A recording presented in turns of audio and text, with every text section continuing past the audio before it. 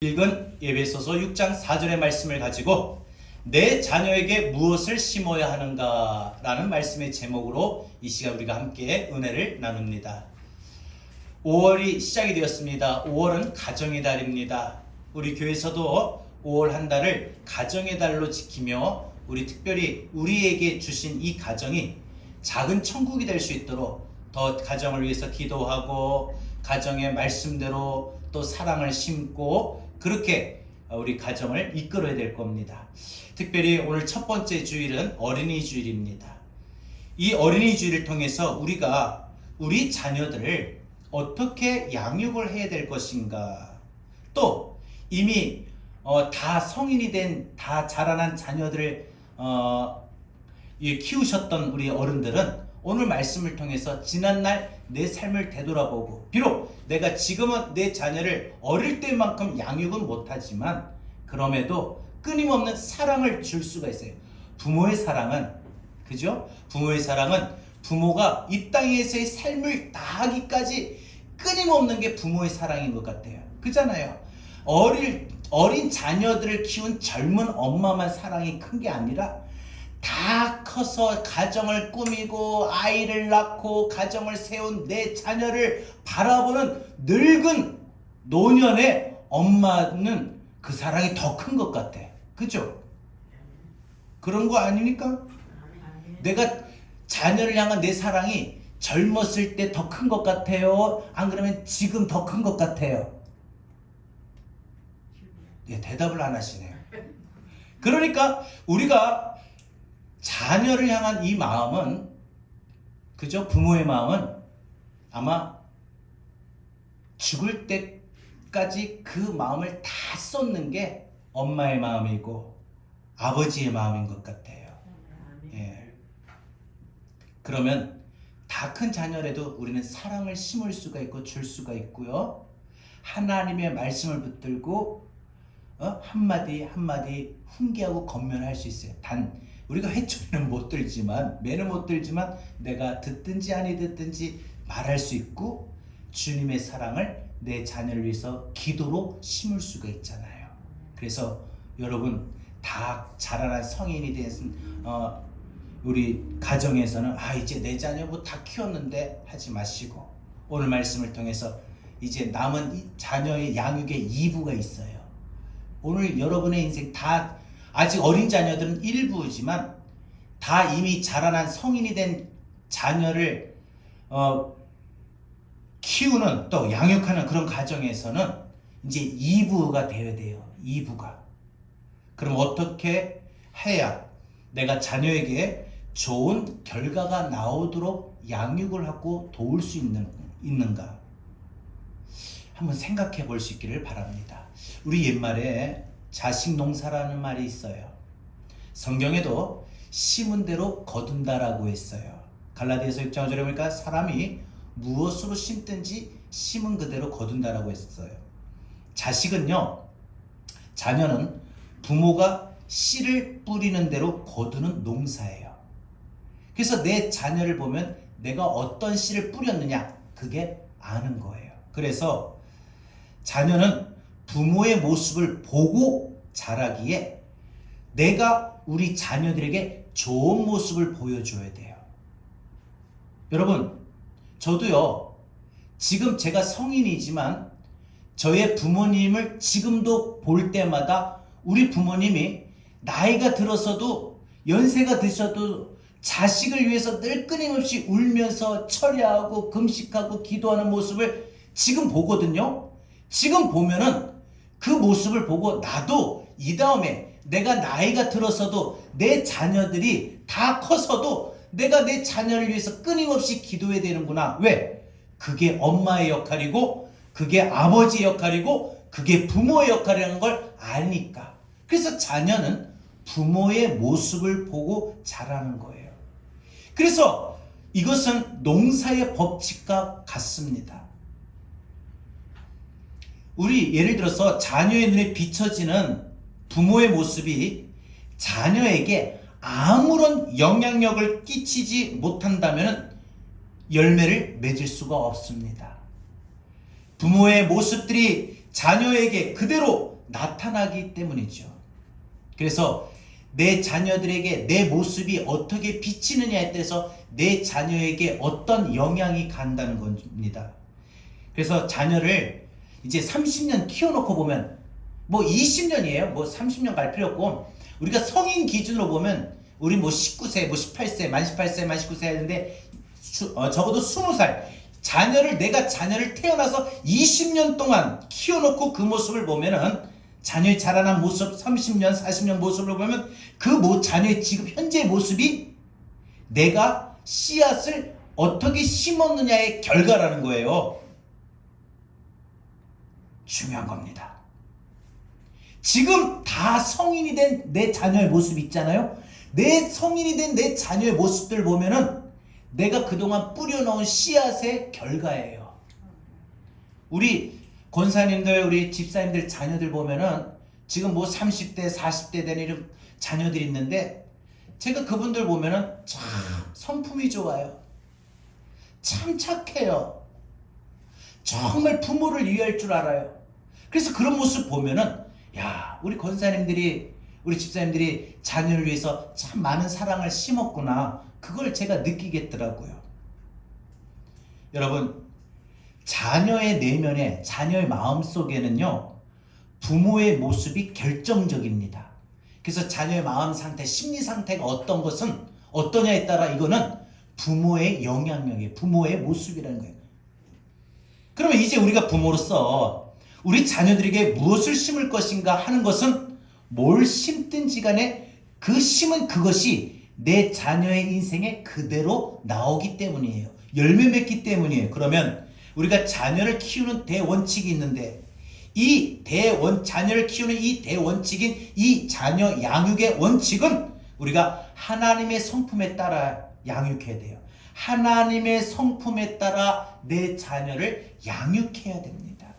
그래서 그것이 첫 번째는 따뜻하고 친근한 사랑으로 영향을 듬뿍 주어야 돼요.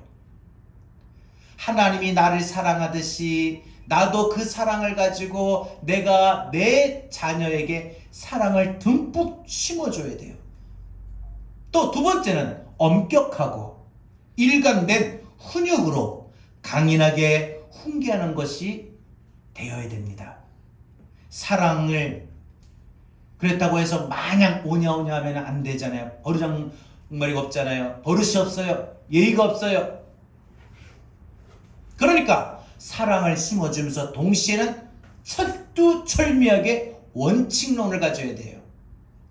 그게 바로 훈계고, 바로 그것이 우리에게 필요한 훈육이라는 거예요. 그래서 오늘 이 두 가지 원칙을 통해 나는 내 자녀에게 무엇을 심을 것인가, 자녀 양육의 최종적인 책임은 부모가 져야 됩니다. 자녀에게 있어서 부모예요. 그래서 자녀가 예를 들어서 잘못할 때는 부모를 불러요. 그잖아요.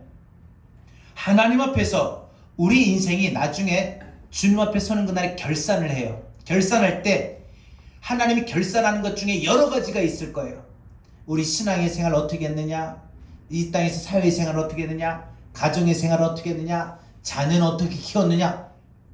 하나님 우리에게 자녀 키우라고, 우리에게 부모로서의, 그 다음에 내 자녀를 하나님 나를 통해서 주신 거는 하나님 내 자녀를 어떻게 키우라고 우리에게 맡기신 거예요. 성경에 보면 맡기셨다고 했어요. 내 자녀가 내 자녀이지만 동시에 내 자녀이기 전에 하나님 자녀예요. 그래서 하나님은 나에게 자녀를 맡기신 거예요. 근데 내가 우리 하나님 앞에 서는 그날에 우리 인생 결산할 때에 내가 자녀를 어떻게 키워냈는가 우리 주님이 물어보실 거예요. 너 자녀를 위해서 어떻게 키웠어? 자녀에게 뭘 필요한 걸 주었니? 자녀가 해달라는 것대로 다 해줬니? 자녀가 공부한다고 네가 성공하기 위해서 그것만 물심양면으로 네가 힘쓰고 도와줬니? 너 자녀를 위해서 눈물 흘려본 적 있니? 기도해 본 적 있니? 자녀를 위해서 금식해 본 적 있니? 자녀를 위해서 철야해 본 적 있니? 너가 자녀를 대신해서 하나님 앞에 헌금을 드려 본 적 있니? 너가 자녀를 대신해서 하나님 앞에 엎드려 예배 드려 본 적 있니? 하고 물어보실 거란 말이죠. 그러면 하나님이 내게 맡기신 자녀를 양육하는 데 있어서 필요한 두 가지 원칙, 우리 자녀들을 위해서 우리가 무엇을 심어야 될까? 오늘 두 가지 한번 생각해 봅니다. 첫 번째, 하나님의 성품인 사랑의 씨앗을 심어야 됩니다. 이게 자녀 양육의 원칙의 첫 번째예요. 내가 내 자녀에게 사랑의 씨앗을 심어야 됩니다. 하나님을 대신하여 자녀 양육의 위탁을 받은 저와 여러분, 우리 부모는 바로 하나님 사랑으로 양육을 해야 됩니다. 사랑의 씨앗을 심어야 됩니다. 그러려면 내가 사랑을 주려고, 사랑을 심으려면, 사랑의 씨앗을 심으려면 내가 필요한 게 있어요. 그건 따뜻함이에요. 자녀에게 따뜻함이 필요해요. 친밀해야 돼요. 그리고 친근감이 있어야 돼요. 어색하거나 좀 사이가 멀어지면 안 됩니다. 여러분 본문 4절에 보십시오. 또 아비들아 너희 자녀를 노엽게 하지 말고 라고 했어요. 이 노엽게 하지 말고 라고 했는데 여기서 자녀를 노엽게 하지 말라라는 것은 여러 가지의 해석이 있습니다만 자녀들의 내면에 마음속에 사랑을 키워내라, 사랑을 심어라, 이 뜻의 의미가 시작이 됩니다.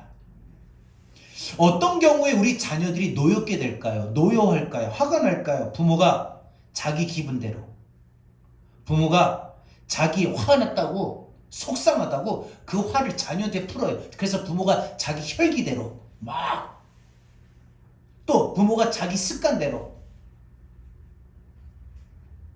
또 부모가 자기 성질대로 하면은 반드시 자녀는 그 마음에 노여움의 마음을 쌓이게 된다는 거죠. 그래서 노여하는 그 인격의 모습이 그 마음에 오히려 좋은 열매가 아니라 그릇된 잘못된 열매가 맺게 되는 겁니다. 그래서 툭 하면은 짜증나고, 쉽게 말해서 이 분노 조절 장애가 그런 형태예요. 화를 쉽게 내고 그런 거죠. 그리고 또 부모가 미숙하면은 그 자녀는 노여하게 됩니다. 마음의 노여움의 인격이 자라요. 미숙한 부모는 어때요? 말이나 행동에 일관성이 없어요. 분명히 어저께까지 해놓고 올라가서 아침에 일어나면 안 한대. 행동은 분명히 너 정직하게 살아 해놓고 부모는 항상 거짓말하거든요. 말이나 행동에 일관성이 없어요. 그리고 쉽게 자녀들 앞에 변덕을 부려요. 교육할 때도 이랬다 저랬다 합니다. 이거 해라, 그렇다고 또 하지 마라, 그럼 저거 가자, 그럼 또 저거 하지 말자. 그리고 한쪽을 다른 쪽에 비해서 편애합니다. 너는 형보다 못하냐, 오빠보다 못하냐, 누나보다 못하냐, 동생보다 못하냐, 또 다른 사람과 비교합니다.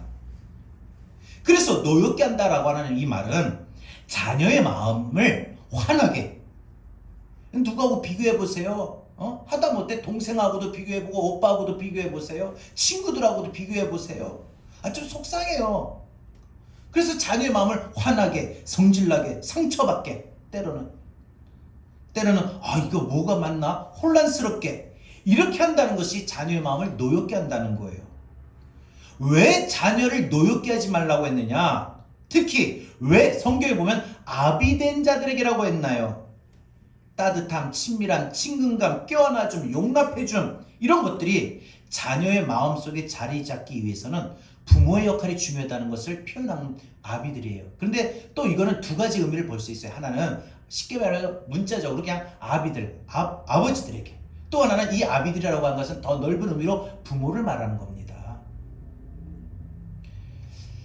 심리학자인 폴 트루니에는 죄책감과 은혜라는 책에서 아이들이 자라면서 잘못된 죄책감을 많이 가지게 된다고 말을 했어요. 그분은. 그래서 자기가 실제적으로 진짜 잘못했을 때 당연히 가져야 하는 것이 진정한 죄책감이 있고, 실제로 잘못을 하지 않았는데 마치 자기가 괜히 이 분위기가 싸해진 것이 자기 책임인 것 같아서, 안 그러면 자기 때문에 부모님 마음이 지금 너무나도 속상하고, 그래서 부모님이 막 의견 충돌하고 싸우고, 마치 자기 때문에 싸우는 것 같아서, 마치 자기가 그냥 이 모든 잘못에 이 가정의 공기 분위기가 안 좋아진 것에 대한 자기가 책임 있는 것 같이 느껴지는 것에 대해서 모든 것처럼 이 죄인처럼 느껴지는 거짓된 죄책감이 있다고 합니다.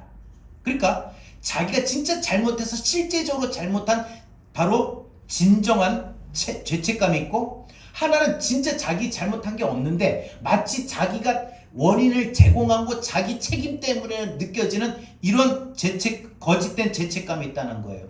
근데 이 거짓된 죄책감은 바로 그 사람의 판단력을 혼란시키고, 그리고 정신적으로, 정서적으로, 독립적으로 서지 못하게 합니다. 그래서 우리 자녀들이 보면은 다 크는데도 혼자 독립하지 못하고 어떤 마음적으로나 모든 행동에 부모가 안 해주면 못해요. 부모가 안 해주면은 옷도 하나 제대로 못 빨고, 부모가 안 해주면 라면 하나도 제대로 못 끓이고, 부모가 안 해주면은 차도 제대로 못 하고, 이런 독립적이지 못하고, 그 다음에 뭘 해야 되나, 이게 맞나 저게 맞나 하는 이 판단력이 혼란을 가져와요. 그래서 잘 못해. 결정장애도 일으키고. 이런 모든 거짓된 죄책감에서 일어난 원인이라고 합니다. 아이들이 그러니까 어릴 때부터 이거 나 때문에 그런 거 아니야? 우리 엄마 아빠가 맨날 싸우는 게 나 때문인 것 같아. 집에 학교 마치고 학원 마치고 딱 왔는데 집에 분위기가 싸해 안 좋아. 엄마 아빠는 각 방에 있고 이게 마치 자기 때문인 것 같아. 이런 거짓된 죄책감이 바로 그 아이의 마음의 정서적에 바로 이런 혼란을 가져다 준다는 거죠. 그래서 아이의 판단력을 혼란시키고, 아이가 정신적으로 독립하지 못해요.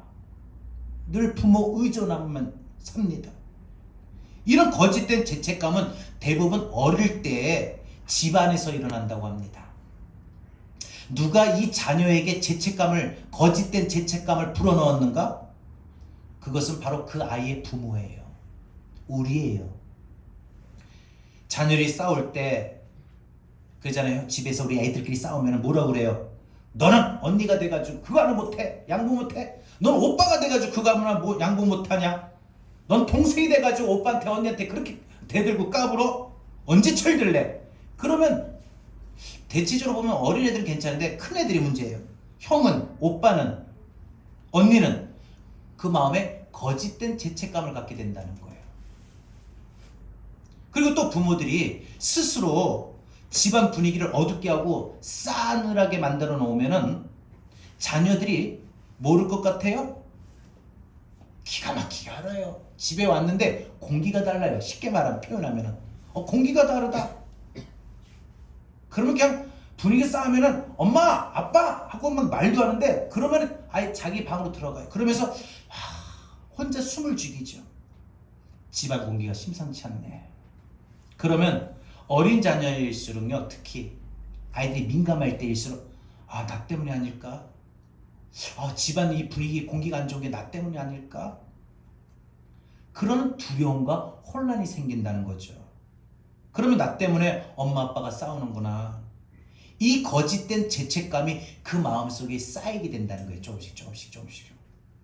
그래서 이 거짓된 죄책감이 자녀에게 노엽게 만든다는 거예요. 성경 그거 하지 말라는 거예요. 부모로서 자녀들에게. 그런데 여러분, 이 노엽게 하지 말라라고 하는 이 말씀을 자녀들에게 꾸중하지 말라, 절대 회초리 들지 말라, 이런 뜻 아니에요. 성경에 노엽게 하지 말라라고 하는 것은요, 꾸중이나 채찍을 아끼라는 게 아닙니다. 잠언 13장 24절에 보면은요, 매를 아끼는 것은 자식을 사랑하지 않는 것이다 라고 했어요. 반대로 자식을 사랑하면 매를 많이 대라, 이 뜻이에요. 그 매는 양양이라고 했어요. 또 잠언 22장 15절에 보면은요, 어린 아이의 마음에는요 미련한 것이 얽혔으나 훈계하는 매가 그것을 멀리 쫓아냈다 했어요. 아이들이 때로는 판단력도 없고 잘 모를 때 그 매가, 사랑의 매가 그 아이의 아둔함과 미련함을 멀리 쫓아내버리고 지혜롭게 이렇게 키운다는 거죠. 그러니까 자녀를 노엽게 하지 말라라는 것은 부모가 자녀들 앞에서 스스로 변화의 모습을 보여줘야 되는 것인데, 이것은 집안 공기가 따뜻하게 만들어야 돼요. 또 집안 분위기가 친밀함으로 가득하게 해야 돼요. 그래서 우리 아이들이 진짜 젊은 남녀가 뭔지 아시죠? 불타는 긍휼, 젊은 젊은 연인들이 기다리는 게 아니라 불금은 우리 자녀들이 기다려요. 온 가족들이 모처럼 이 주말 저녁에 다 모여가지고 치킨 먹으면서 한글 피자 먹으면서 아이스크림 먹으면서 TV를 보면서 다 같이 뭐 한 곳에 둘러앉아서 이야기하는 그걸 그리워한다는 거죠. 여러분, 그래서 이 집안 분위기가 공기를 따뜻하게 하고 친밀하게 만들고 가득하게 돼요. 그러려면 부모가 집안에 하드웨어를 먼저 만들어야 되고 깔아야 돼요. 그래서 부부간에 먼저 해야 될 게 있어요. 이게 자녀를 위한 겁니다. 개인적으로는 결혼하기 전이나 안 그러면은 부부간의 싫은 이런 잘못된 습관을 버리는 게 중요합니다. 그것이 부부싸움의 갈등으로 할 수 있어요. 그래서 남편은 아내들이 싫어하는 거 안 하면 되는 거고, 반대로 아내들은 남편이 싫어하는 거 안 하면 되는 거예요. 왜? 그것이 갈등의 원인이 되거든요. 싸움의 발단이 되거든요. 끊임없이 일어나거든요. 집안에서 자녀들은 또 부모가 주님을 경외하여 서로 섬기는 모습을 보여줘야 됩니다. 자녀들에게 늘 하나님 앞에 기도하는 모습, 성경 읽는 모습, 그리고 함께 서로 섬겨줘요. 서로 보니까 우리 아빠 우리 엄마 참 사랑하는 것 같아. 우리 엄마 우리 아빠를 참 사랑하는 것 같아. 존경하는 것 같아. 그것이 자녀들 마음에 뭘 주느냐? 자녀들 마음에 안정감을 심어준대요. 부부의 사랑하는 모습, 스킨십이. 물론 부부간에 매일 그렇게 할 수 있겠습니까? 싸울 때도 있어요. 다툴 때도 있어요. 그러나 그 이유가 중요해요. 싸우고 나서도, 다투고 나서도 그 이유가 중요합니다. 엄마 아빠가 서로 대면하면은 금방 싸우는데 금방 문 열고 여보 나 배고파. 말할 수도 그럼 뭐 어떻게 할까요? 없는데 그럼 라면이나 끓여줄까? 해가지고 금방 이야기하면은 우리 엄마 우리 아빠 이야기하네 말하네 그럼 괜찮은가 보다 하고 그때 방문 열고 나와요. 그럼 나도 하나 끓여줘요. 여러분, 이 엄마 아빠가 서로 대면하면은 우리 엄마 아빠 친해. 이것에 우리 아이들이 확신이 있어야 돼요. 우리 엄마 아빠 사랑해. 확신이 있어야 됩니다.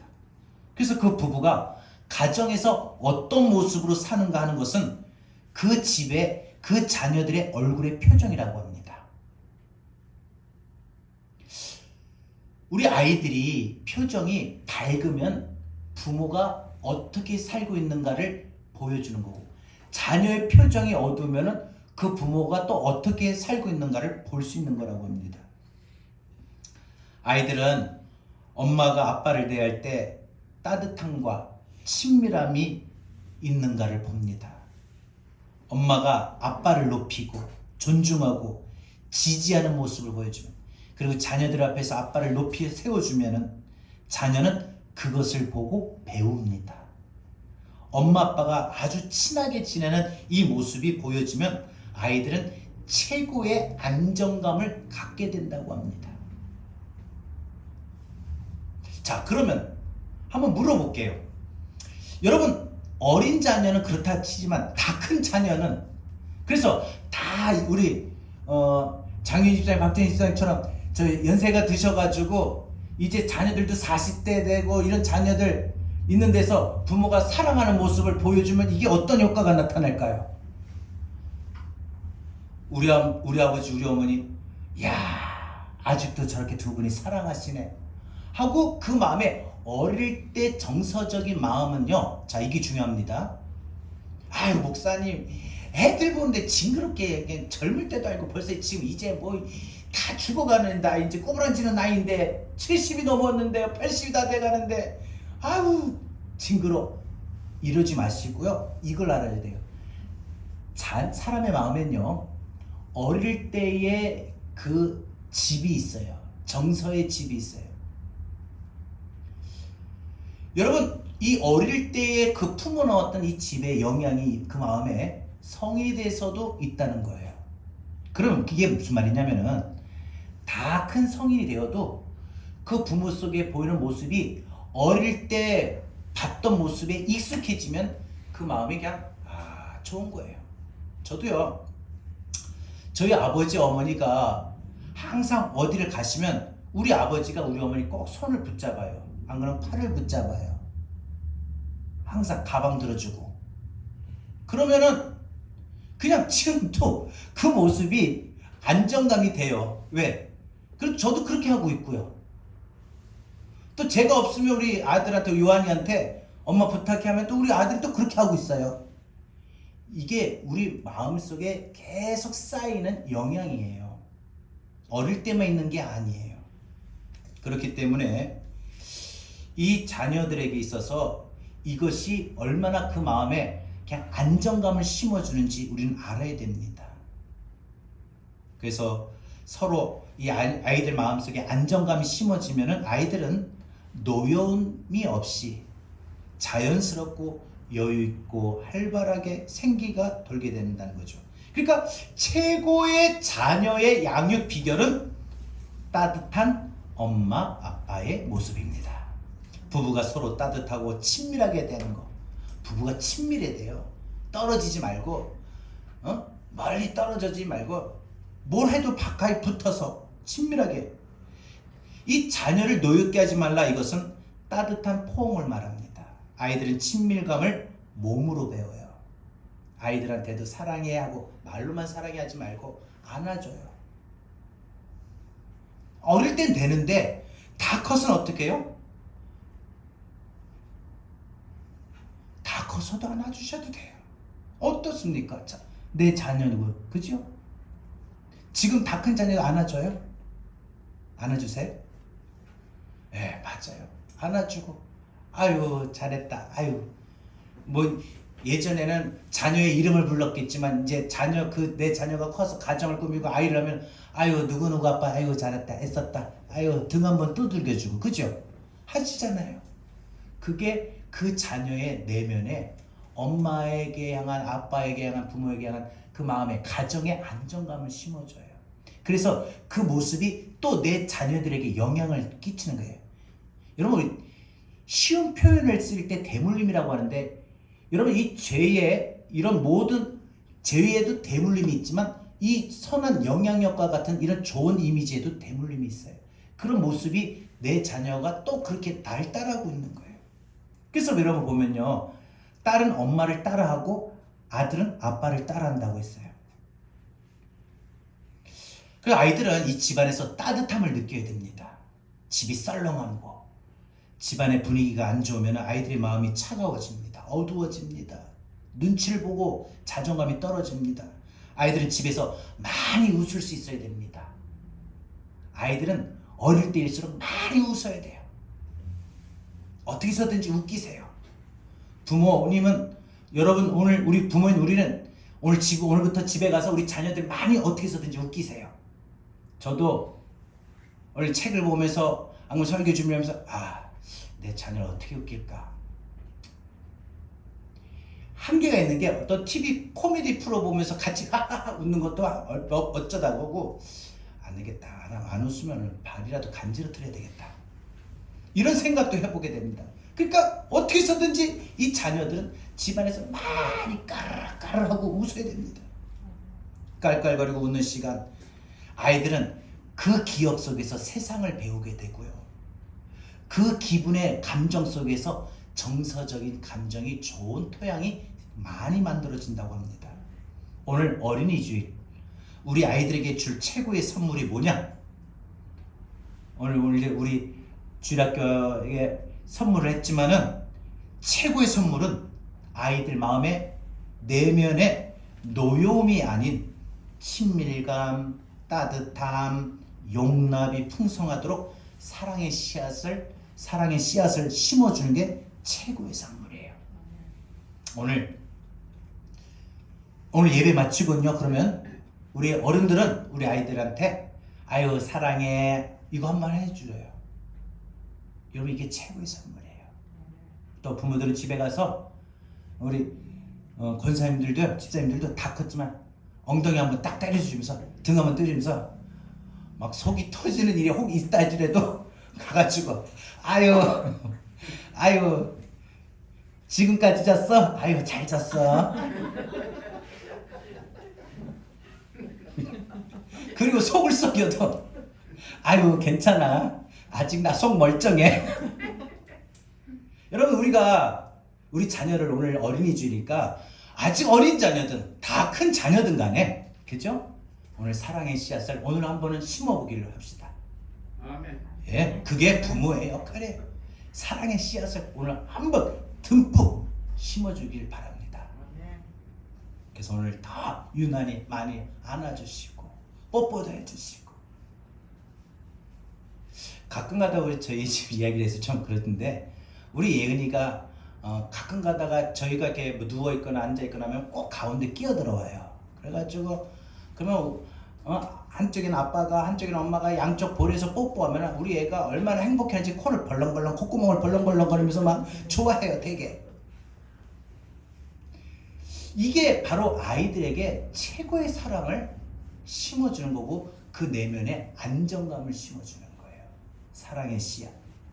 이게 오늘 부모로서 우리 어린 자녀, 다 큰 성인이 된 자녀에게 최고의 줄 선물입니다. 오늘은 야, 목사님이 오늘 부모로서 자녀에게 선물 주래. 이리 와. 왜요? 와봐. 하고 딱 안아주세요. 아유, 벌써 우리 아들이 이렇게 컸네.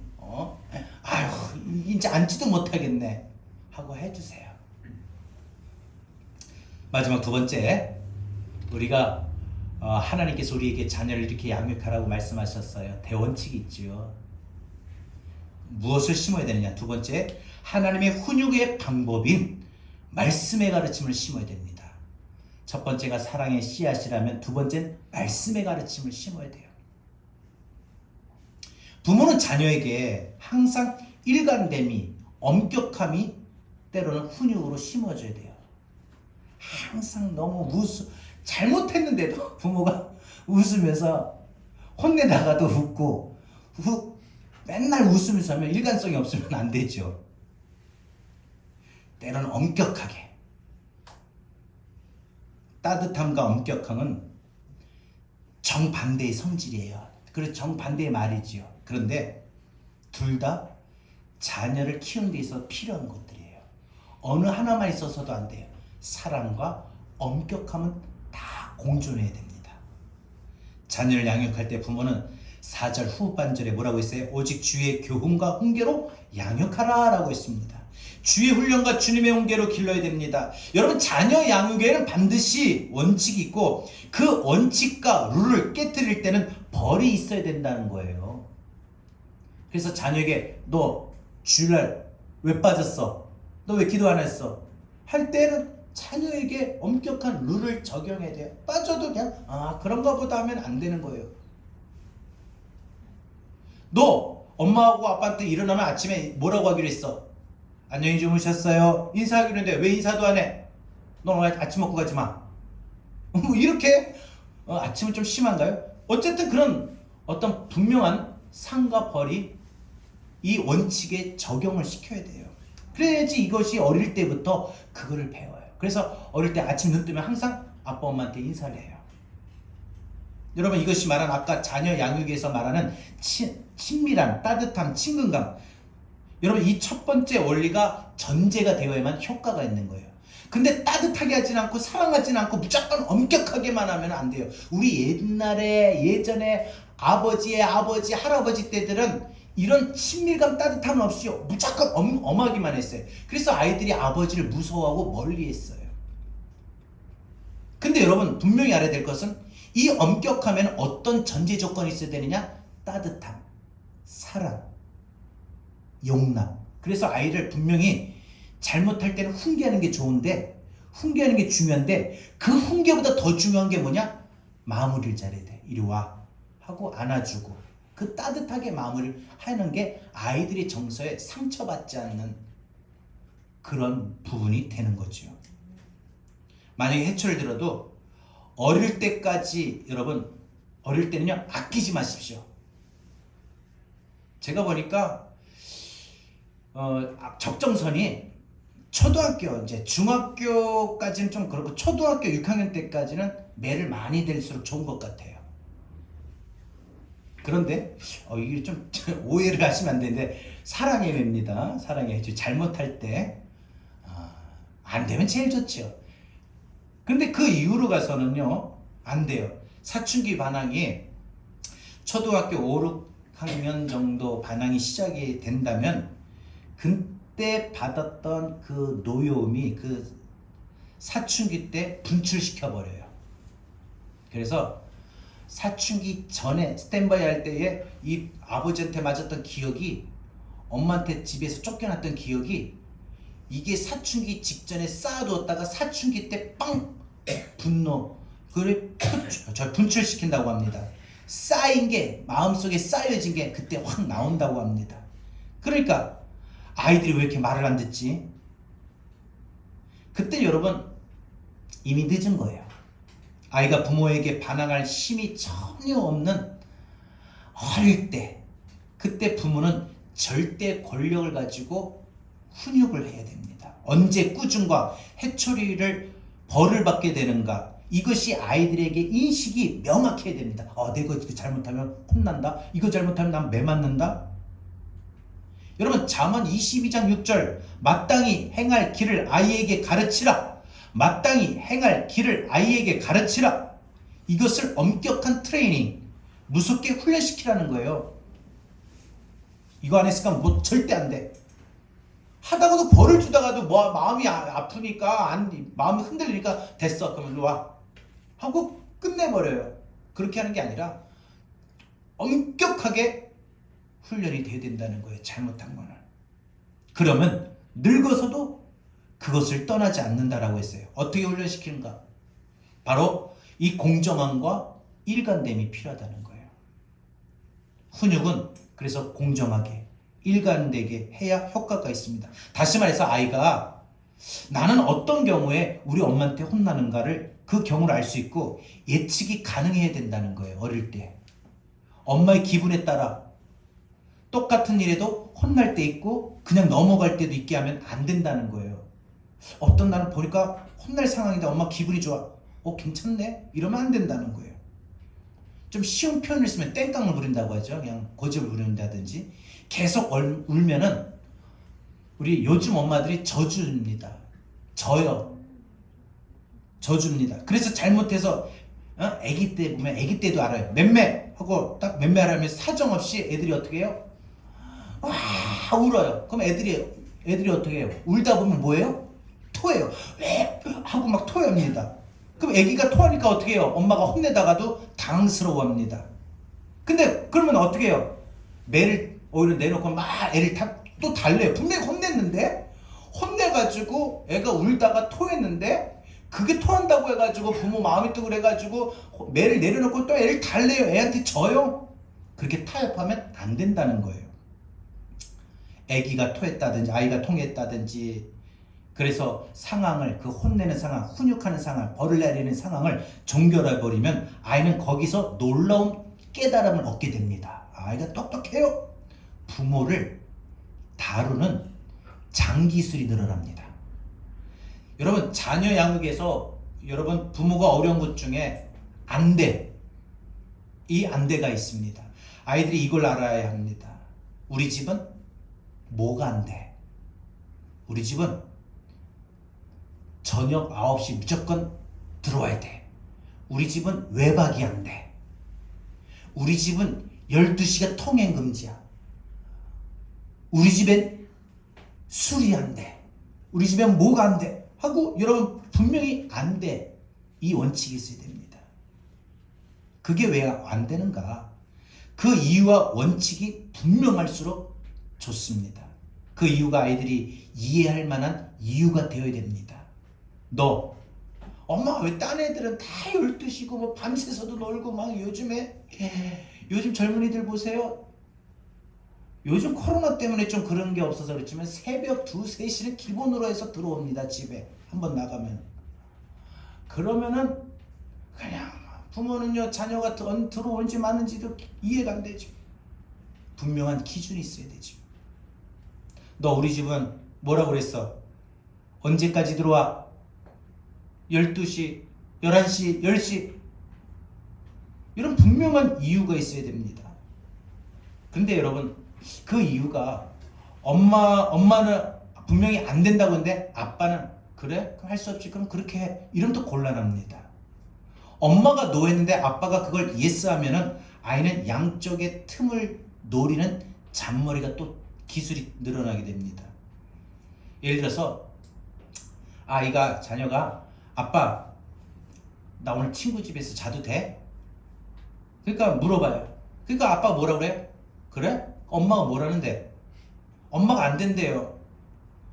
그러면 아빠는 어떻게 돼요? 안 돼. 같이 나가줘야 됩니다.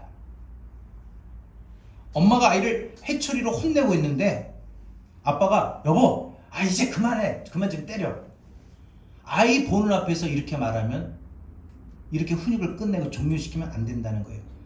아이가 보는 데가 아닌 다른 곳에서 아내를 불러가지고 딴 방으로 불러서 아이가 안 보는 데서 합의를 봐야 돼요. 여러분, 하나님은요 당신의 백성들을 훈련하셨을 때 어떤 짓을 해서 어떤 행동을 했을 때 벌을 내리셨는가 신명기서에 모두 다 적어 놓으셨어요. 하나님이 신명기서에.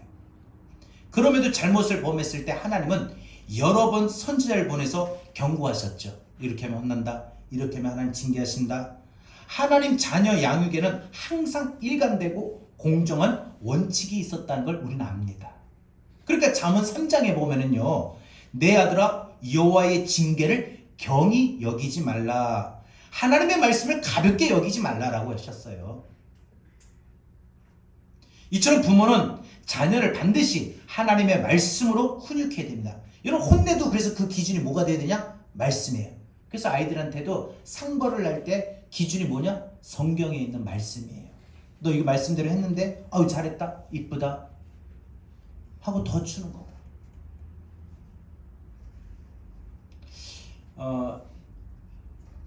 우리 예은이가 보면은 항상 용돈을 얼마를 줘도 꼭 11조를 해요. 그리고 항상 성경금, 건축원금해요. 그거 보면은 저도 깜짝 놀래요. 그러면 어때요? 부모들 마음에 내가 그날 하루에 1,000원을 주기로 했다. 그러면 2,000원 주고 싶어요. 여러분, 하나님 말씀의 기준의 원칙을 갖고 우리는 아이를 양육해야 된다. 자녀를 양육해야 된다고 합니다. 말씀에 어긋난 행동을 할 때는 부모의 감정과 아이의 감정이 따뜻하게 해줘야 돼요. 혼날 때는 성질이 나서 내가 참을 수 없어 혼내면 그게 훈육이 아니라 노염이 쌓인다는 겁니다. 그래서 부모는 미숙한 상태로 있는 것이 가장 나쁜 거다. 자, 여러분, 오늘 말씀을 맺습니다. 오늘 이 자녀 양육의 원칙을 말씀을 드렸는데 물론 이대로 다 하는 부모는 없습니다. 때로는 부모의 화를 자녀에게 전달할 때도 있습니다. 그래서 상담학에서 자주 말하는 표현이 뭐냐? 문제 아이는 없다. 문제 부모가 있을 뿐이다. 그 문제 아이 보면은 그 아이가 문제 있는 게 아니라 부모에게 문제가 있다는 거죠. 부모는 미숙한 채 있으면 안 됩니다. 미숙함은 판단력의 결핍과 분별력의 결핍, 일관됨의 결핍을 가져옵니다. 오늘 말씀을 드린 이 자녀 양육하는 데 있어서 두 가지를 우리는 심어야 됩니다. 양육해야 됩니다. 하나, 하나님의 성품인 사랑의 씨앗을 심었고요. 또 하나, 하나님 양육의 방식인 하나님의 말씀으로 가르치는 겁니다. 양육하는 겁니다. 오늘 어린이 주일을 통해서 내가 내 가정에서 내 자녀들에게 무엇을 심느냐에 따라 우리 심은 것을 우리 자녀들이 평생 거둘 것입니다. 무엇보다 우리 자녀를 여러분 오늘 어린이 주일인데 마음껏 축복해 주세요. 오늘 예배 마치고 가서 안아주시고 또 많이 축복해 주세요. 이 시간 너의 마음속에 늘 하나님의 사랑이 가득하기를 바란다. 진심으로 엄마가 이를 위해서 기도할게. 또 엄마는 너의 인생에 간절히 소망한단다. 너의 삶에 하나님의 사랑이 가득하기를. 하나님이 너를 얼마나 사랑하는지, 하나님이 너를 너무너무 사랑하셔. 엄마도 너를 사랑해. 아빠도 너를 사랑해 하고 우리 아이를 많이 사랑해 줄 수 있기를 바랍니다. 우리 함께 찬양하고 오늘 주신 말씀 붙들고 우리 가정을 위해서 또 우리 자녀들 위해서 우리 기도할 수 있기를 바랍니다. 이 시간 너희의 맘속에 시간 너희의 맘속에 하나님 사랑이 가득하기를 진심으로 기도.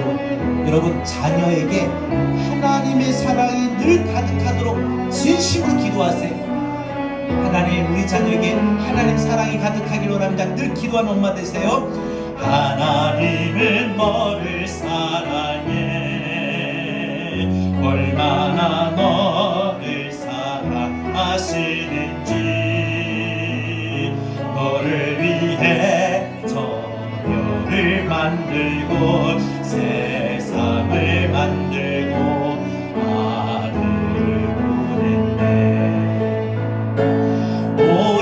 오래전부터 널 위해 준비된 하나님의 크신 사랑 너의 가는 길 주의 사랑 가득하기를 축복해. 힘든 일도 있겠지만 나 그때마다 늘 함께 할게. 하나님 우이신 그 사랑으로 나 또한 너를 사랑해. 하나님이 사랑하듯이 나도 너를 사랑해. 처음부터 널 위해 준비된 하나님의 크신 사랑 너의 가는 길 주의 사랑 가득하기를 축복해. 여러분 오늘 말씀 붙잡고 우리 방금 우리 찬양에 있는 가사와 같이 하나님이 너를 사랑하듯이 나도 너를 사랑해. 그리고 내가 하나님의 사랑이 너의 마음에 너의 삶에 가득하도록 진실로 기도할게 하고 여러분 이 찬양에 있는 가사와 같이 우리 자녀들 위해서 이 시간 우리 다 같이 함께 기도할 수 있기를 바랍니다. 다 같이 함께 기도합니다.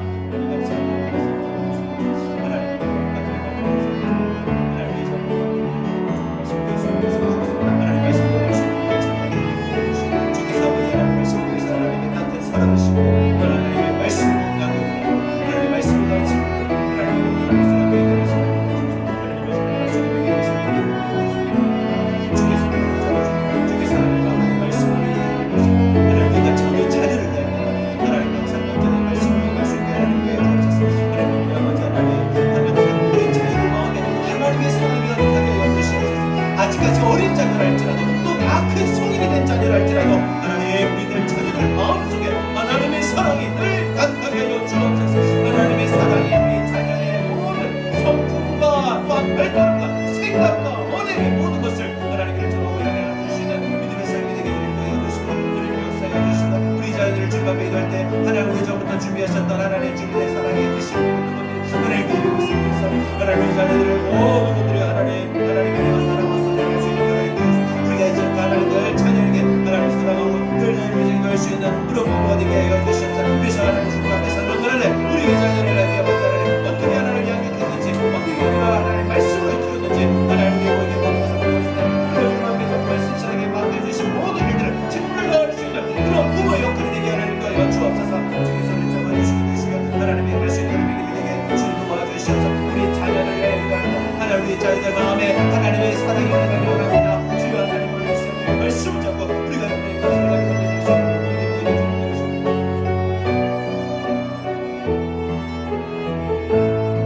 우리 찬양의 뜻을 고백합시다. 아직 어린 자녀든 다 큰 자녀든 이 시간 너의 맘속에 시작. 이 시간 너의 맘속에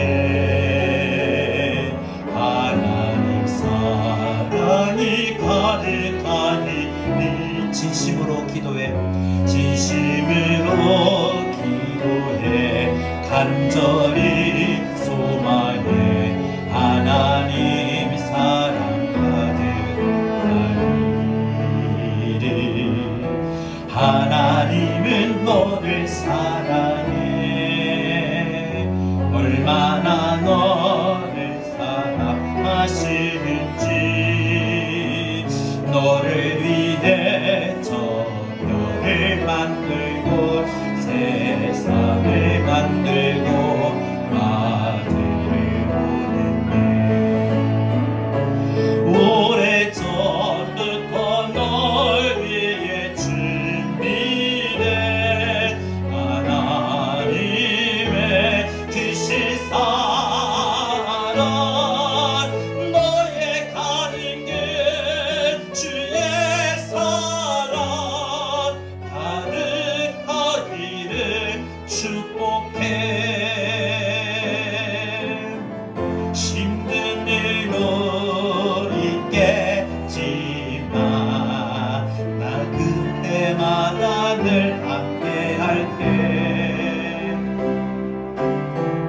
하나님 보이신 큰 사랑으로 나 또한 너를 사랑해 오래전부터 널 위해 준비된 하나님의 크신 사랑 너의 가는 길 주의 사랑 가득하기를 축복해 힘든 일도 이거 한 번만 더 고백할까요? 힘든 일도 있게 우리 자녀들의 삶을 한번 돌아봅시다 나 그때마다 늘 함께 엄마가 힘들지만 함께 할게 너가 힘들었지만 아빠가 함께 할게 우리 하나님이 너와 함께 할 거야 이렇게 한번 고백할까요? 나 또한 나도 하나님이 사랑하듯이 너를 사랑해 다시 한번 합시다 다시 한번 힘든 일도 있겠지만 나 그때마다 늘 함께 할게 하나님이 보여주신 큰 사랑으로 하나님 보이신 그 사랑으로 나도 너를 사랑해 나 또한 너를 사랑해 오래전부터 널 위해 준비된 하나님의 크신 사랑 너의 가는 길 주의 사랑 가득하기를 축복해 하나님 부모로서 이 시간 우리 자녀들 축복합니다. 우리 자녀들이 앞으로 살아가는 모든 길들에 주님의 사랑이 가득하기를 원합니다. 우리 자녀들이 살아가는 앞길에 힘든 일도 분명 있겠지만 그때마다 주님이 함께 하시고 또 그때마다 주님의 큰 사랑이 임하게 하여 주시옵소서. 주님이 함께 하시고 주님이 사랑하는 것처럼 우리도 이 땅에서의 삶을 다하고 하나님의 부르심을 받는 그 순간까지 어린 자녀든 다 큰 성인이 된 자녀든 간에 우리 자녀들이 힘들 때마다 늘 함께하고 우리 자녀들을 사랑하고 우리 자녀들을 축복하는 그러한 진실한 사랑의 부모가 되게 하여 주옵소서. 하나님 오늘 말씀을 붙잡고 가정의 달 첫 번째 어린이 주일에 우리가 우리 자녀들에게 어떤 마음으로 어떻게 다가가야 되는지 따뜻함으로 사랑으로 친밀감으로 친근함으로 또 때로는 하나님의 말씀을 가지고 우리 자녀들이 그 말씀을 들을 때 듣지 않는 것 같다 할지라도 그 말씀이 그 마음에 새겨질 줄 믿사오니 그 말씀이 우리 자녀의 삶을 이끌어가게 하여 주옵소서. 그래서 하나님의 말씀을 늘 전하는 엄마가 되게 하시고 아빠가 되게 하시고 부모가 되게 하여 주옵소서. 하나님께서 우리 가정들을 세우셨사오니 하나님 우리 성도들의 모든 가정들이 하나님 주님 이 땅에 하나님의 나라 작은 천국이 되게 하여 주셔서 그 가정에 늘 평화와 늘 화목과 늘 기쁨이 넘치게 하여 주옵소서. 우리 자녀들 하나님이 축복하여 주옵소서. 이제는 우리 구주 예수 그리스도의 귀하신 은혜와 하나님 아버지의 극진하신 사랑하심과 보혜사 성령님의 감화감동 내주 교통하신 은혜가 가정의 달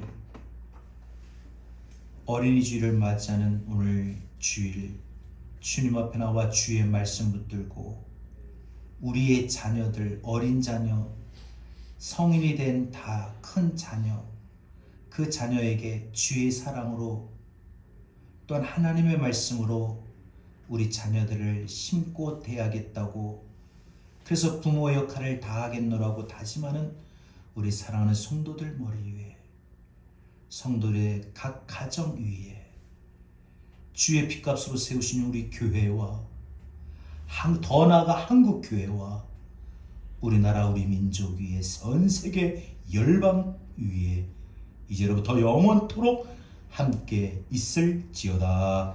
아멘.